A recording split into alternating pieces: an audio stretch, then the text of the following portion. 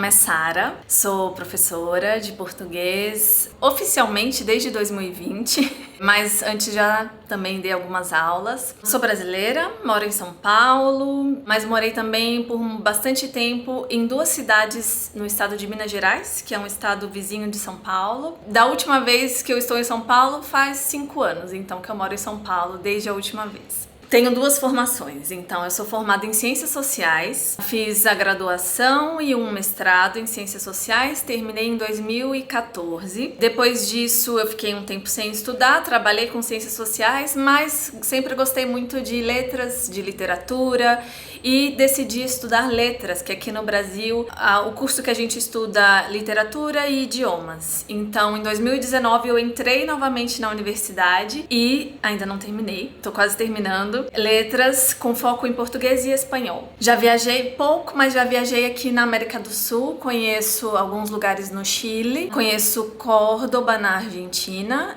e na Colômbia, morei lá por 4 anos, conheço várias cidades na Colômbia. Eu comecei a dar aula quando eu morei na Colômbia, então eu estudei espanhol numa escola muito parecida com a Aprenda e o coordenador da escola me perguntou se eu tinha interesse em ser professora de português, porque muitas pessoas procuravam, mas não tinham muitos professores disponíveis. Na época eu disse que não, então voltei para o Brasil, eu tinha ido lá para ficar por um mês estudando espanhol.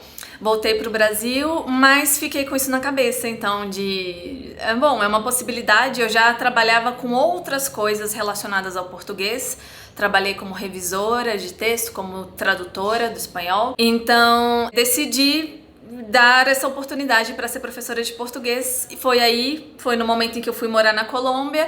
Eu acabei não trabalhando nessa escola, então não dei aulas nessa escola, mas consegui alguns alunos particulares e foi aí que eu comecei a dar aula de português. Na Aprenda, 1 ano. Agora está completando exatamente 1 ano que eu trabalho aqui na Aprenda. Eu não consegui pensar em uma coisa só, então vou falar duas, tá?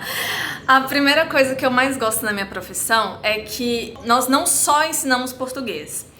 Então, a maioria dos alunos que chegam para estudar português são pessoas que se mudaram para o Brasil, ou porque estão casadas com um brasileiro ou brasileira, ou porque vieram acompanhando um esposo, uma esposa, ou porque vieram para trabalhar aqui.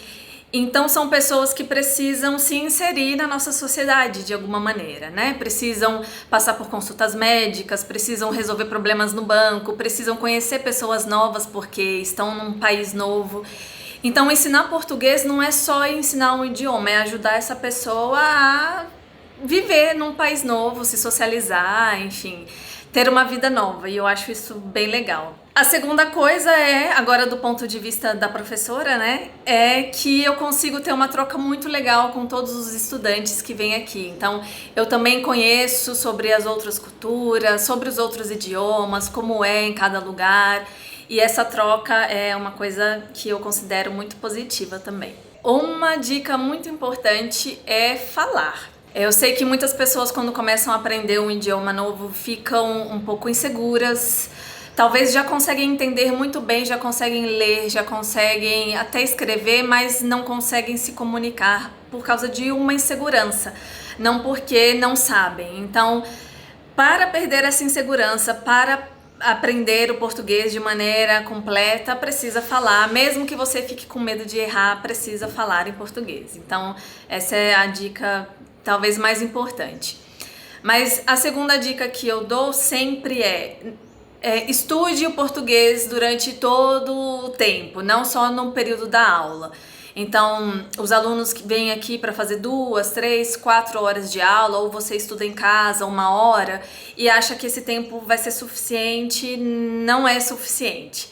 Então, além do período de aula, você precisa estudar em outros momentos do seu dia. Não significa que você tem que ficar ali com um livro o tempo inteiro fazendo exercícios. Você pode estudar de outras formas, escutando música, podcast, rádio, vendo filmes, vendo séries, indo no supermercado e conversando com a caixa do supermercado, com as pessoas que trabalham ali. Então, estudar o tempo inteiro, mas de forma que você consiga incluir isso nas coisas que você já faz durante o seu dia, né? Não necessariamente sentado com um livro na mão, Mas é importante considerar que para aprender português de maneira completa ou qualquer idioma, o tempo da aula não é suficiente. Então não adianta vir aqui fazer 2 horas de aula, fazer uns exercícios e depois continuar falando no seu idioma nativo e escutar músicas em outro idioma. Não, precisa dessa imersão no idioma para aprender de maneira completa.